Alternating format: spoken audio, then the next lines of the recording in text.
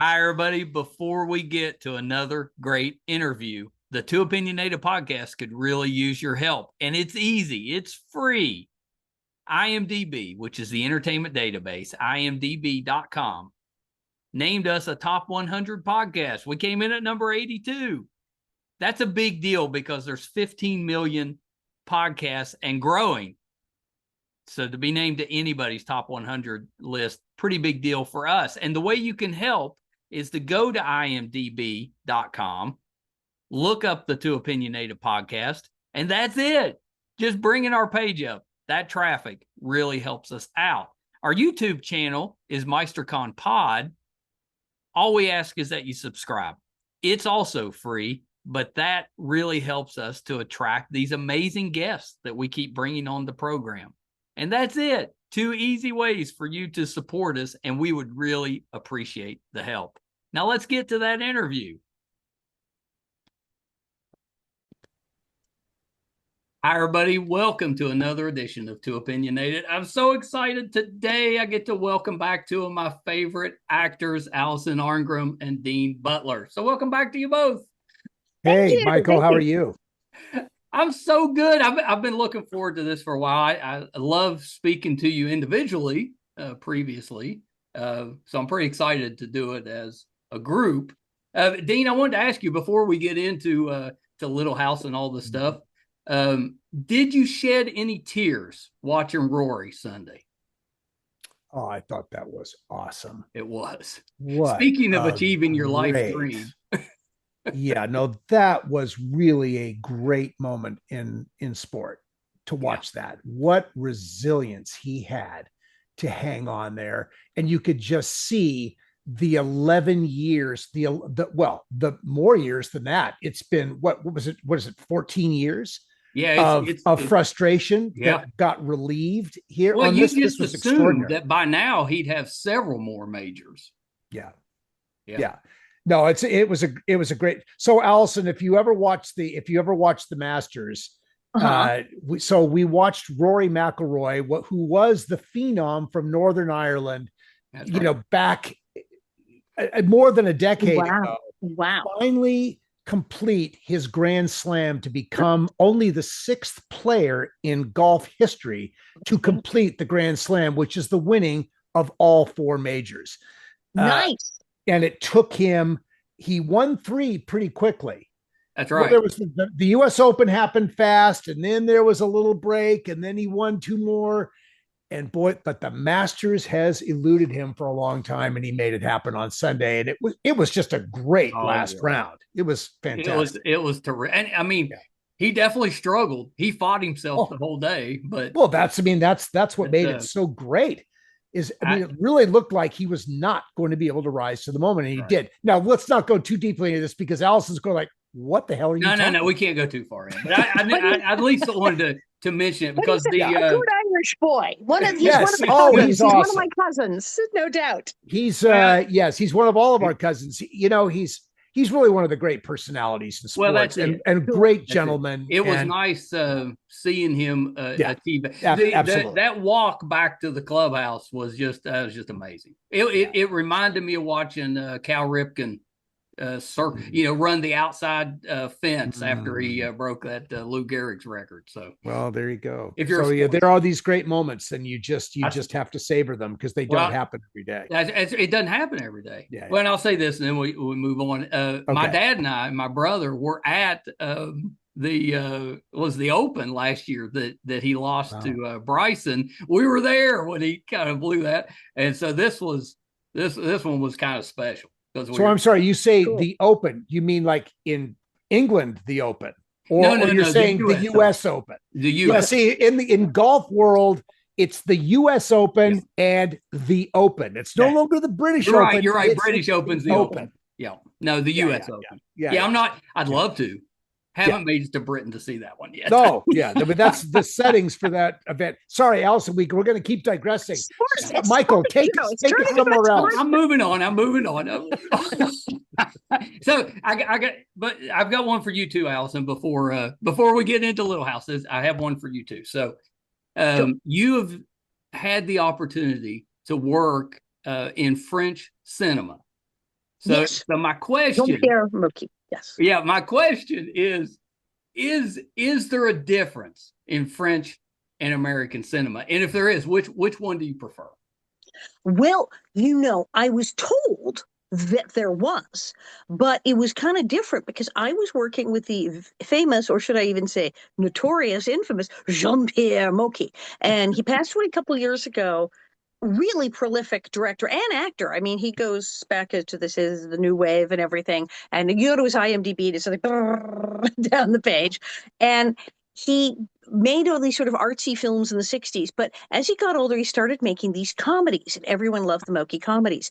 He would shoot things in about 12 days max, like an entire full-length feature film. Yeah. And then he'd spend about 2 months editing, and then that was it. The movie came out, and he became famous for this. And they said, "Well, it's kind of like Blake Edwards comedy." I got there, and I said, "Oh no, this is."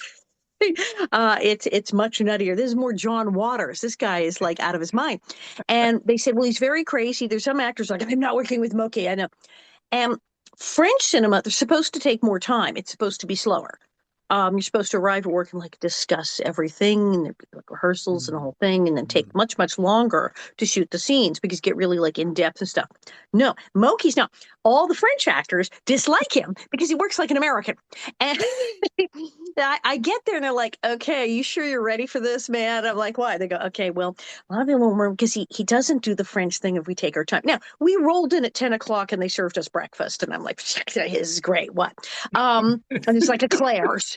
And they're drinking at like 10 a.m. The crews that got wine on the thing. And I'm like, I really need coffee. Luckily, it was a multinational crew, and the Argentinian grip said, "Come with us. The Argentinians are making coffee in the back." And you wake up. So I drank a coffee with the Argentinians. And Moki shoots really fast. His whole thing was motor action. And we would do these scenes, and he'd have like two guys with steady cams going. It's like bang, bang, bang, bang, bang, bang, bang. And it's digital, yay. So he has like the box so he can see if it's right there and then. And he's like, I'm smoking away watching this thing, very French. And he's like, perfect, moving on, next. And they go to the next setup.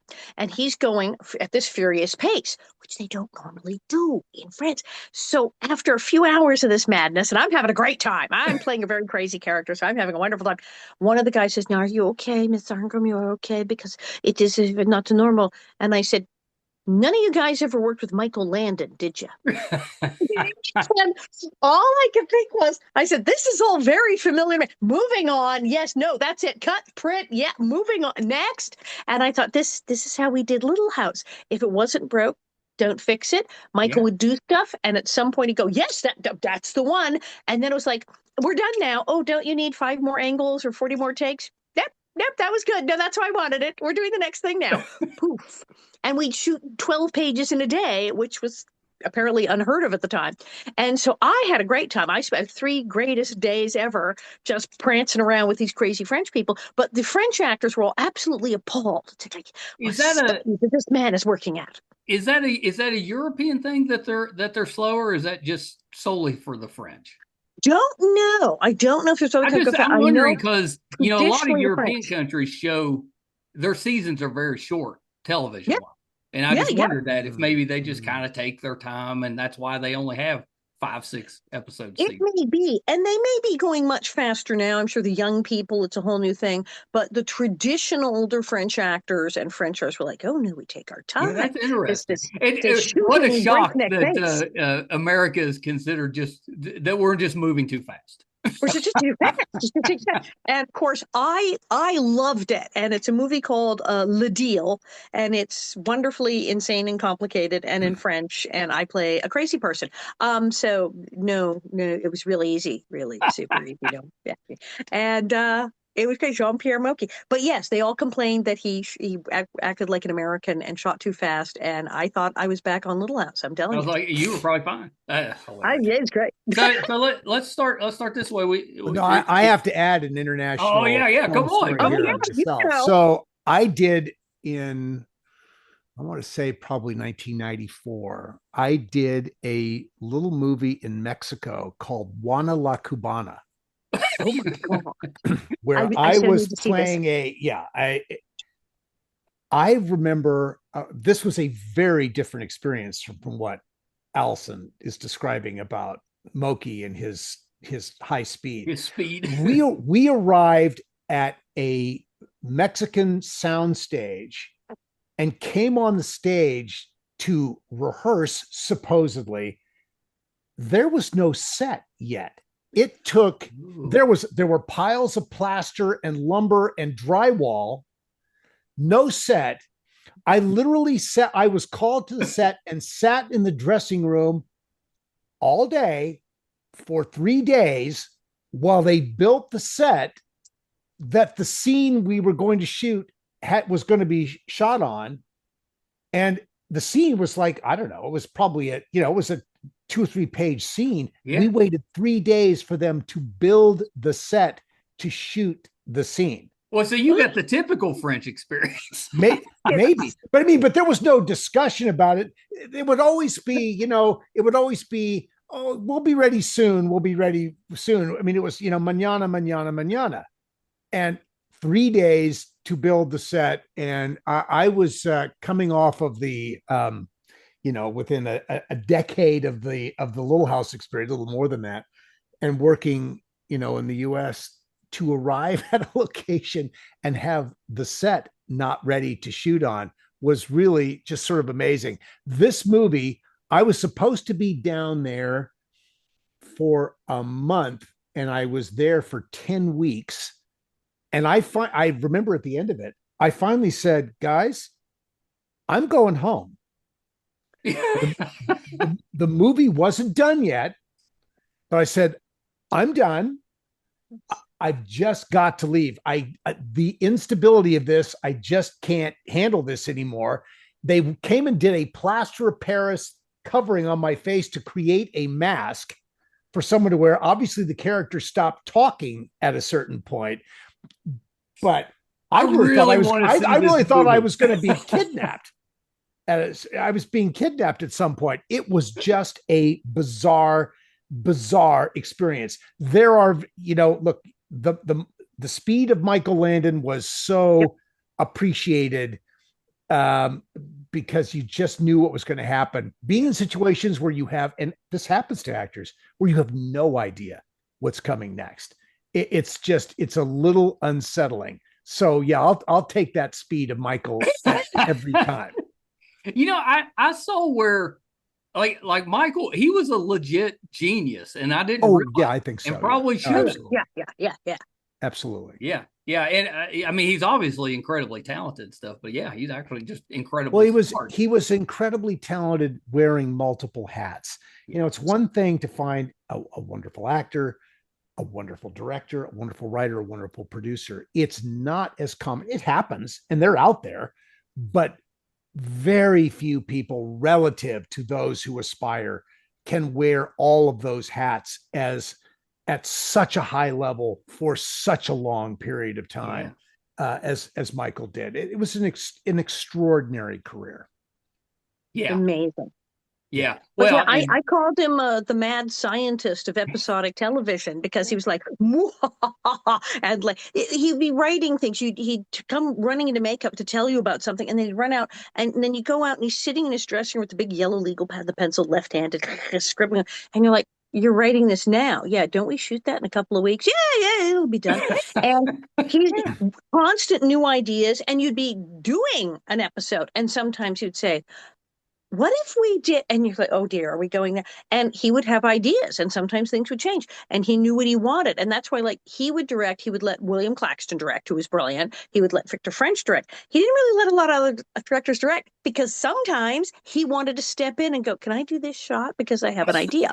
So it was this constant stream of incredible ideas. And and it was so intense. I mean, it kind of freaked some people out, like Jean-Pierre Mocky did. But I saw it, and I was a kid. I was 12 years old. I went, oh, yes, this is good. And I said, he was like a mad scientist in the lab creating this show. And that's why it worked. I'm sure we all had the experience at one time or another of doing the added scene in the episode that was not originally written into the episode, but because, it came in short, exactly. He needed to add a minute and a half somewhere. So Michael, being completely in control. This was not a committee decision that had to be made. Michael would just sit down and say, all right, we're going to put a scene here. And he, with the yellow legal pad, he'd scribble it out, send it up to his office. Evie Malouf would type it up. The actors would be called. You'd be in, they hand you the sides. Okay, just learn this. We're going to shoot this in 20 minutes. Okay. And that was some of the best work that people did because everyone was so loose walking into those things. There's no expectation. It's like, you're just going to throw yourself at this and do the best you can. And these were oftentimes the best scenes we did. Well, this is something I've been talking about that because we keep saying that people love our show because the characters, you know what they're going to do. Yeah. We knew our characters so well, and Michael knew them so well. There were times the show kind of became this really huge improv exercise where it didn't matter what the episode was because we knew I know what I would do in that situation. I know what yes. And he knew we would know what that character was going to do, so he could throw anything at us. What do you think he would have thought of this reboot, remake, whatever we're calling the Netflix show that's coming out? To me, reading about it, I know it's focused on that third book that she wrote, which I think was called Little House. That's where it's going to start anyway. The third book is Little House on the Prairie. That's right. It's the most popular of the books. It was started with Little House in the Big Woods. She wrote Farmer Boy about her husband Almanzo because she didn't know if she was going to get more books. And then she got the order for the third book, and that became the centerpiece book of the series. Yeah. Anyway, so what do you think he'd think? Alison, what do you think? I mean, I've got an opinion on this. I know with his pride, I know he would giggle and say, well, mine's better. But mine's going to be better. Mine's going to be better. But I think he would get it because it's like he was already taking stuff from the books and extrapolating and saying, well, we can't just, as he once said, I can't shoot the books. They've got a whole chapter on how to make an apple fritter. I can't film this. Can't do that, right. You got to add stuff. You got to change things. Right. So someone's saying, well, we're going to change it up again and try another thing, that he'd probably go, oh, well, all right, let's see how that turns out. I know that he may have also had the theory that I miss rising tide floats all boats. As this show starts streaming on Netflix, people are going to go and watch our show again on Roku, where it's 24 hours a day. Mm-hmm. There's going to be fans who are going to, especially at the beginning, say, okay, well, this is like the pilot. Hey, let's all go back and watch the pilot in the first couple episodes and let's compare. They're just going to watch our show more. And we're getting all this attention because of it, to which we're able to promote our fabulous events and our books and everything. So it's sure not doing us any harm. That's right. Yeah. And I'm going to say that no matter what this readaptation of Laura's third book becomes, I think that Michael would never have a moment's doubt that he did what he did, and what he did was the best choice for him 100%. as a writer producer. He would make no apologies for what his decisions were, no matter what this new show is. Michael believed in what Michael did totally. And there was I never saw a moment's doubt or hesitation on the man's face. He was absolutely committed to what he was doing. And look, I think he'd be, sure, go ahead and do it again. I mean, I think he certainly wouldn't, he would never speak out against it. Right. I mean, there's no way he would speak out against it, but he also knows that I think he would know and absolutely be committed to what he did. And I think 50 years and counting now has validated Michael's vision was pretty good. It was pretty good. Right. I mean,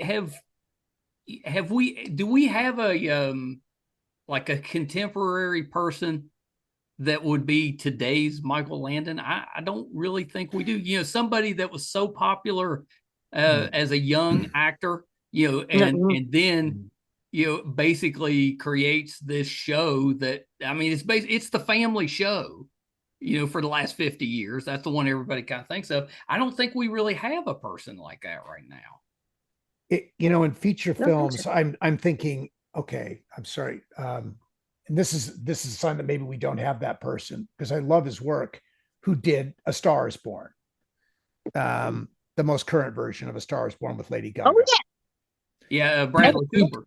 Bradley Yeah. Cooper, and he did Bradley Cooper. the Leonard Bernstein story, which he acted in and directed. True. Yeah. Uh, That's a decent. That's a decent. I think he is a very special talent. Now, I don't know that did he write the script? I'm not sure that he wrote the script. Yeah, I'm not sure if he did or he didn't. But I think he's a very talented guy, and he is. Yeah. I think he's shown in a range of characters that he has a very interesting capacity to tell stories. Yeah, I think the Bernstein story, he got some blowback because it's so interesting. He got some blowback because of the prosthetic nose that he did on himself. And okay, he did a prosthetic nose. He looked a lot like Leonard Bernstein to me. I mean, I thought. Yeah, I thought he did too. Yeah. Yeah. I mean, I thought, and Leonard Bernstein was just a mercurial talent. And I think he captured that beautifully. And I thought he captured this energy of this country star beautifully with Lady Gaga. I just think he's super. Really do. I think that's true. Well, like in Michael's era, now we talk about the showrunner who does everything and oversees everything and is kind of the guy who brings you. We didn't have that term in the 70s, but that's what Michael was doing, because he was writing and directing and producing, and he was deciding exactly how everything was going to be, and even doing the scheduling. Him and Kent with that board with the thing. Yeah. So he was he was what now would be a showrunner who like creates the whole thing. I went back and watched a few episodes, and it reminded me of, I think part of the reason that show has lasted and is so popular is when we were watching it, when it first came out, when it first came on TV. I mean, you're basically watching these characters grow up. Yeah. I mean, you guys were so young when that started, and I know, Dean, you came in about halfway. Yes. But, when it's one of those rare shows that you got to see the kids as kids, but then actually watch them go into adulthood, go through marriage and having kids. And it was such a reflection on life, even though it was life, 100 years ago. I don't know. It just kind of struck me that's probably the reason it was so popular. I think that's one of the reasons. Oh, go ahead, Allison.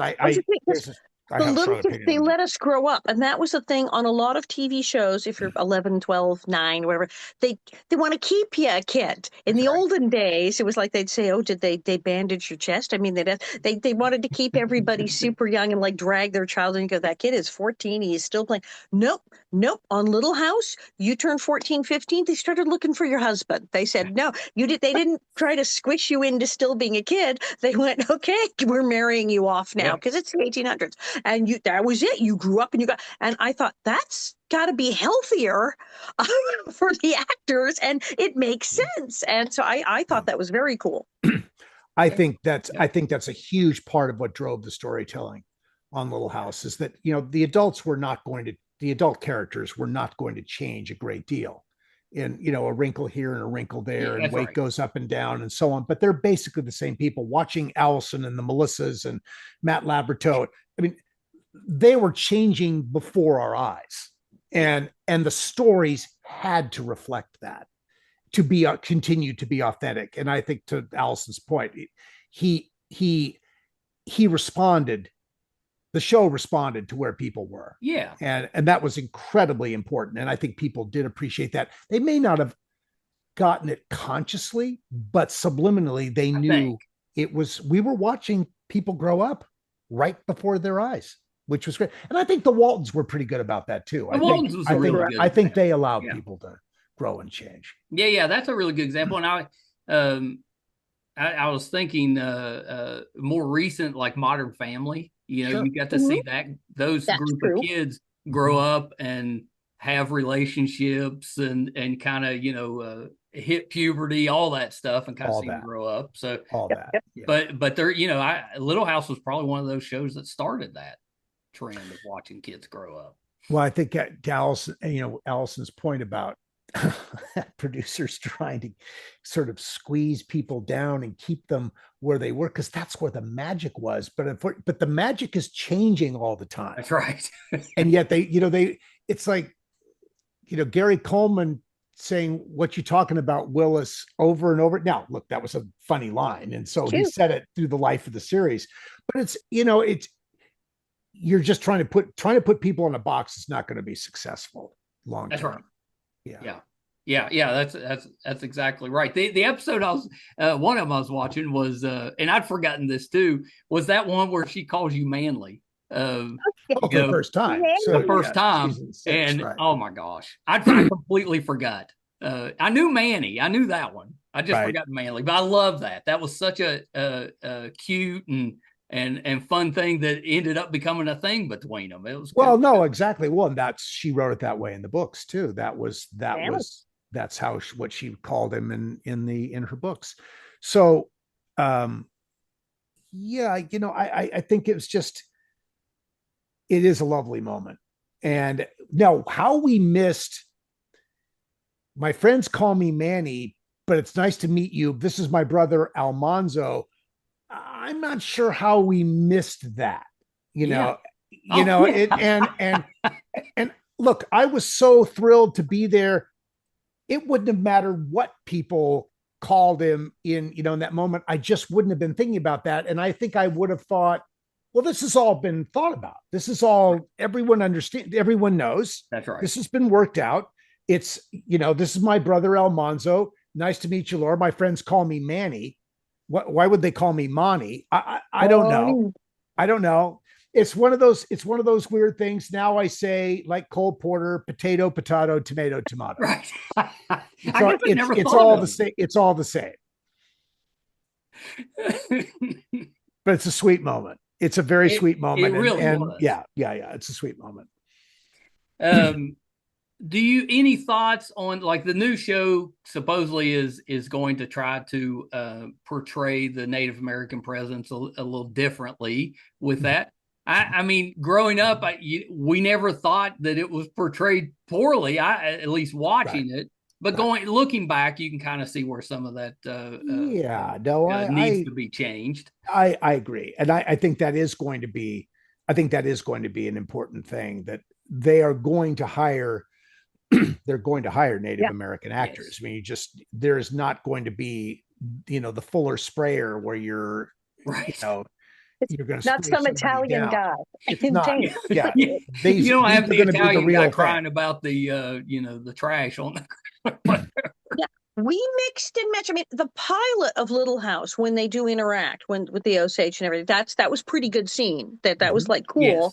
But. I think I think it was like one Native American, two not Native American. And the episode Injun Kid was cool because it talked about a kid who was, half white and half Native American and the struggle there. And I thought, well, that was pretty good. But he was Native American. I would have said that young actor was part. I think he was I think he was Mexican American, Irish, Native American. It was that kind of brings up a point. And I was going to ask you about this one too. You had that whole kerfuffle with Megyn Kelly, came out and kind of said, as long as they don't make it woke. And she had I kept thinking, I was like, Little House, every episode they did was like, what was going on in the country at that time. It was just through the lens of 100 years previous. Right. I was like, if that's what you call woke, then it was woke.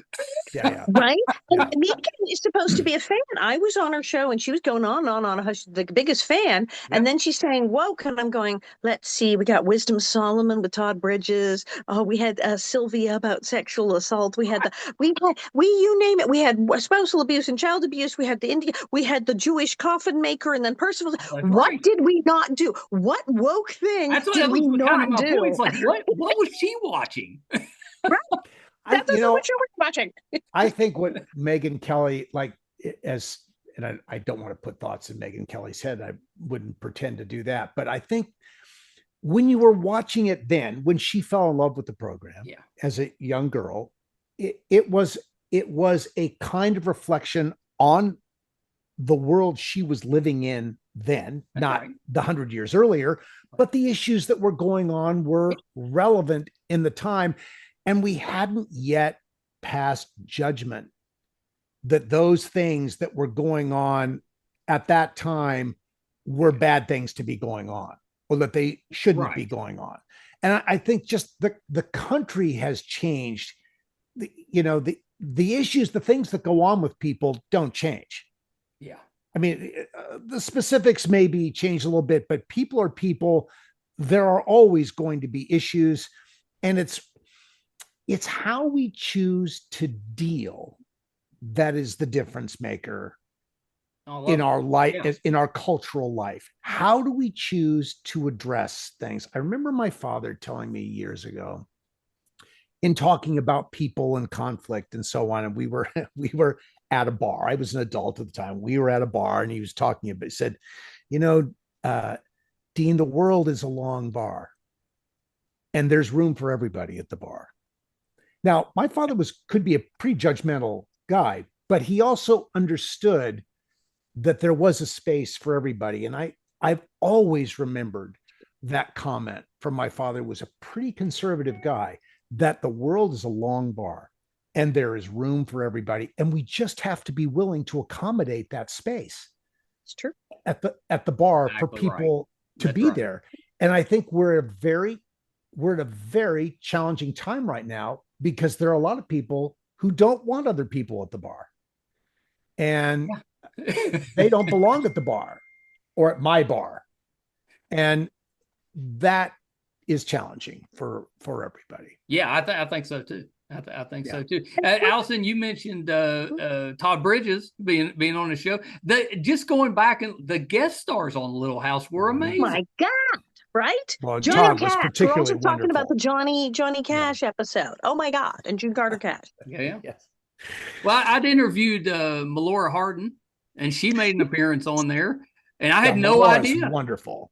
Melora's wonderful. I did a musical with Melora some years ago, a musical review, and oh God, she was just fantastic. She is a lovely, lovely person, and really talented, and a very sweet human being. Yeah, I agree. She was a terrific interview. Just the best. Alison, I wanted to ask you about Nellie. Was because she's so, obviously we all love to hate Nellie, but was there something about Nellie and playing that character that you loved? Was there a good trait of Nellie's that you loved? Well, I loved everything about it. It was so much fun. I always said, everybody hates their job because they have to go to work and be nice to people all day. And I didn't. I was getting paid to throw things at people and scream and let everything. Talk about relaxing. I have great blood pressure. You just let it all out. But yeah, there were certain things about her. I mean, you saw that really she was looking for someone who understood her and got her and loved her, because as soon as she had a chance, maybe with the son of the pig farmer, she tried to make that work. And when Percival showed up and told her mother to be quiet and told her he wasn't taking any of her nonsense and look, this is ridiculous, and as pretty as you are. And she was like, wait, this guy doesn't care about the hotel. He's not here for the money. He doesn't care about my insane mother. Eureka. That she could have a relation, and with someone intelligent, she went for the smart guy. And it's just, so there were qualities. Like, she was smart. Nellie wasn't really dumb. She was full of herself. She was devious and terrible sometimes. Yes. And she cheated, but she cheated. Yeah, I always kind of looked at her as being very intelligent. But she was smart. And now she was oblivious, because the way her mother had raised her, that she was kind of like the whole, we have three sets of dishes, one of which we have never even used yet. So she didn't quite get for a long time how people felt about her. She was lacking some self-awareness there for the first couple of years. And as she got older, I think she did. And then she was like, fine, you don't like me, and the hell with you all. But she wasn't dumb, and she was intelligent, and she had something going on there. And in part of that too was kind of a problem. I mean, she had a little of the Sheldon Cooper thing of where she was just sick of everyone's like, why are you all so dumb? Why are you all so dumb? Why are you not smart as me? And rather than helping people, she was just like, you're all idiots. So I understand. Okay, I can sympathize. The poor girl. And here she is stuck in Walnut Grove in this small town in Minnesota. She really wants to be in New York. I did sympathize with the poor thing. But I enjoyed it. I enjoyed having people hate me. People come up to me and tell me they wanted to reach for the television and punch me in the face. And I say, thank you. I think it's very kind. Everyone would love to play a villain. you know, really, You're right. Michael, villains are the best characters. And the wonderful thing about the way Alison did it is you always knew that Alison got the joke. Yes. And, she got the joke and she was able to play in that space of, you can describe Nellie as someone who needed to learn to work and play well with others. And she just, it was a constant push and pull of ego and, imperiousness and all of that. But she made it redeemable. Alison always made the character redeemable in the end. Either she got what was coming to her, or she had this infinitesimal moment of clarity that something happened that shouldn't have happened. So I wanted to ask both of you, the show ends a little controversial, because you blow up the town, basically. Right. What do you think about that? Are you happy with the ending? Do you wish that maybe you'd had another season to wrap things up? What sure. Feelings on that? Oh, sure. I think, Alison had left at the end of season 8. Right, you were 7, and then I came back for a one-off in 9, right. which is totally unusual. But right, but we got to see the fully evolved Nellie at that point. Yes. She was, the hair was a little looser on her head, and she had the twins, she already had the twins, right? I had the twins, but I was a lovely wife and mother popping in. She was a human being when she came back, and there was this you felt like Laura and Nellie were like the oldest of good friends, which of course they were. Yeah, that was the no acting required moment when we did that sequence. Yeah, yeah. So, but what should have gone on? That's sort of a double-edged question. I think from a business standpoint, it would have been wonderful if it had gone on another year. There's no question it would have been a big difference maker in all of our lives who were there. But, in all honesty, I think the show, it was time for it to end. I think it had run its course. I think the show very much missed Michael's presence on the screen. You can't replace that. You can put another family in that house. And I think that Stan and Pamela and the children, Lindsay and David, did a great job. They were wonderful. But the but is you can't replace Michael and Karen and that energy that they brought that the audience loved. So, but I think it was time, and as much as it was sad that it ended, it was the right time. I think it was a little jarring for everybody when it happened, particularly those who had been there for a long, long time. And then the way, look, Michael went to NBC and asked for the 3 movies to wrap it up. Really, he wrapped it up in the 3rd movie. Yes. The first 2 movies were just other stories, right, that he wanted to tell or chose to tell. But it was that last farewell that was the button up for the series. So it had a logical ending. And I think Michael achieved what he wanted to. He really wanted it to be, if it's going to be over, it needs to be over. And there can't be any going back to Walnut Grove. And the best way to achieve that is to take out the town. And so he was never going to get that call from NBC in a year, 2 years. Gee, let's just do another one.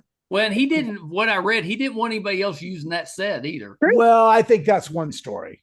But I think that, go ahead, Alison. It was a combo because, the ranch, you don't own the ranch. And Big Sky Ranch says, hey, we got other people filming. Take your toys with you. So they don't really want it. And if you do leave it, and some people did leave other sets, which would then be immediately used by whoever came into film. And he went, if I do leave something, then it's theirs. And absolutely, you'll have a slasher horror flick, killing people in the little house. It'll be Porky's 12, some porn thing happening in the market. We don't know. And he's like, that would be weird. And he actually said something about, I can't pay for everybody's therapy if they did this with the sets. And so that was a frightening possibility. And then they really didn't want that stuff there. How do you get rid of it? That whole town's a lot of stuff. And yes, how do you end it? And he's fine. Michael where his mind goes. What if I blew it up?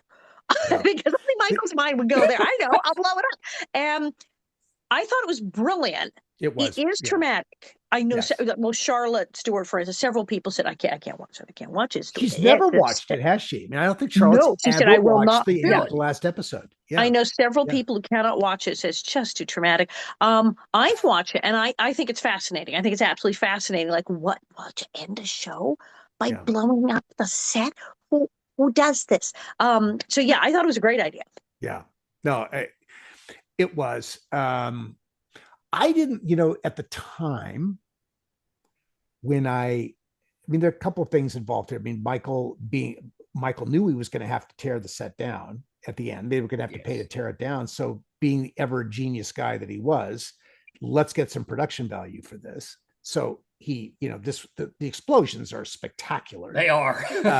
They really are. I mean, there were, 8 cameras rolling on every explosion from multiple angles, and, fast motion, regular speed, slow motion. It's pretty incredible. I didn't necessarily love the message, if we can't have it, you can't have it.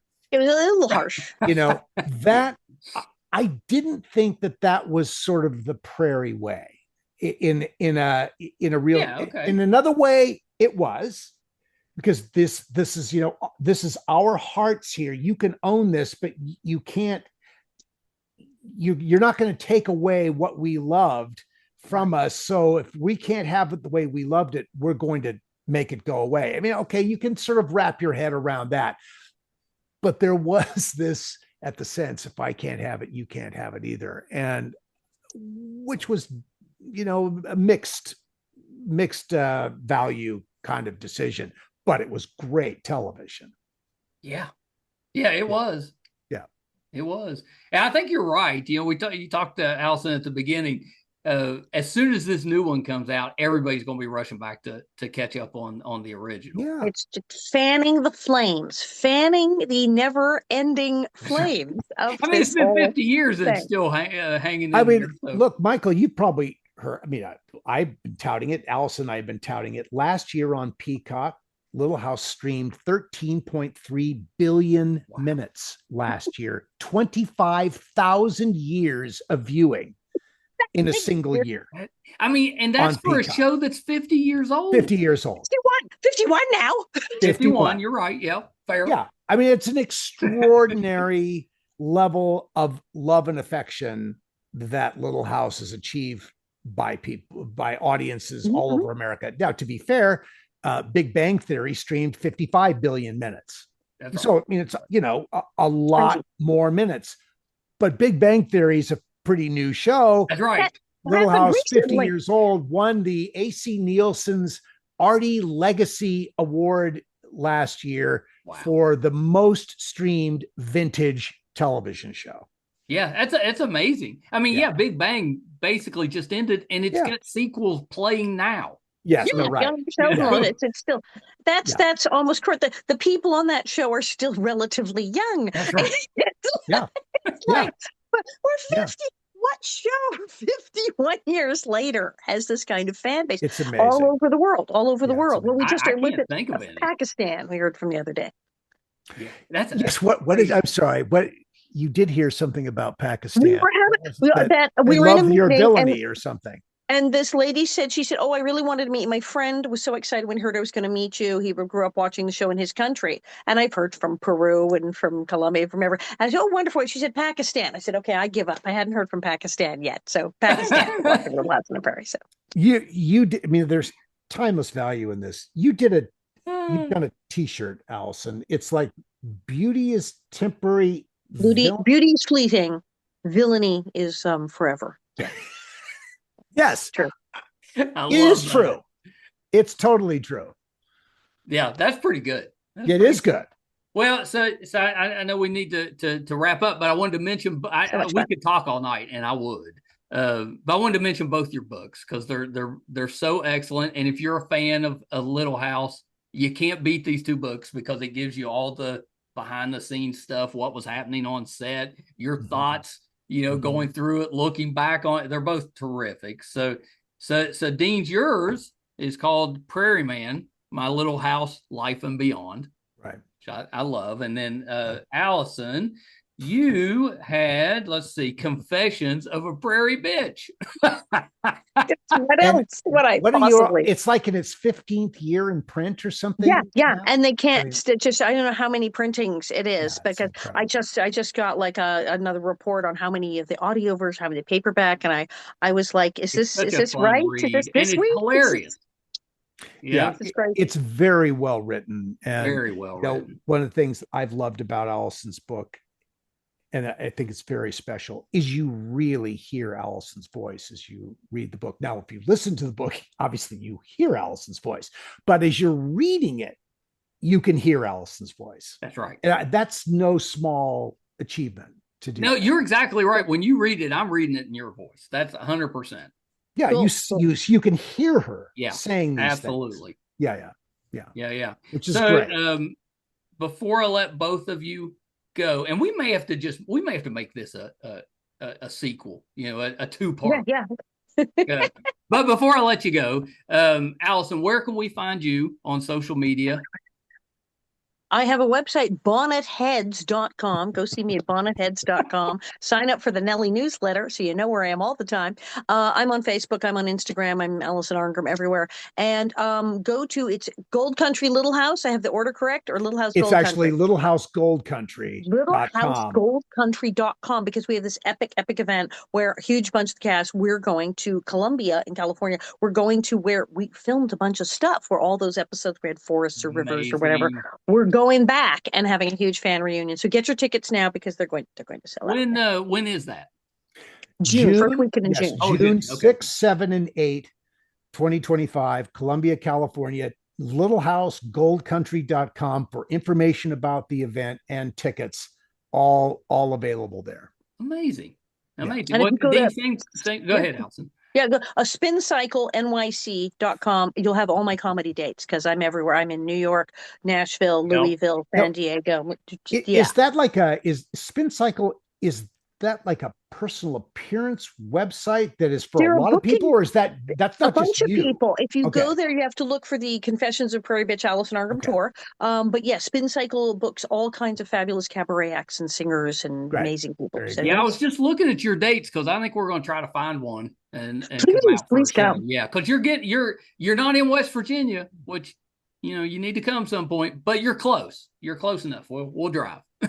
Where would be a good place to come in West Virginia, Michael? Where would you recommend? Well, I think we should do that. I mean, West Virginia is Little House country. I've got an idea. I'm going to tell you my idea, but I'll tell you. Okay. Yeah. Okay. I've got an idea. That'd be great. Cool. Yeah. So, Dean, where did you mention where we can find you on social media? I am official Dean Butler at Facebook, Instagram, and TikTok.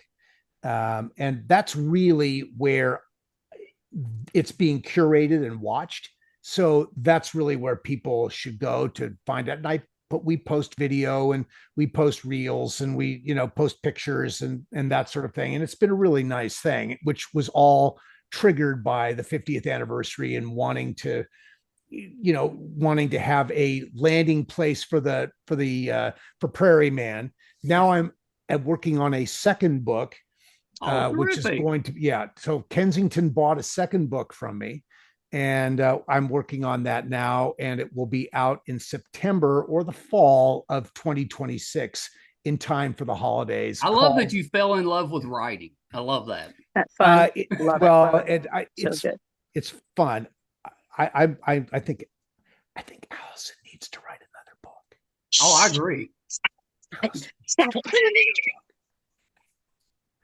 But this is so my second book is really it is heavily invested in Little House, its themes and values, and how the themes and values of Little House are universal, some of the history looking back at that, the impact of those themes and values on contemporary culture, and why they're important.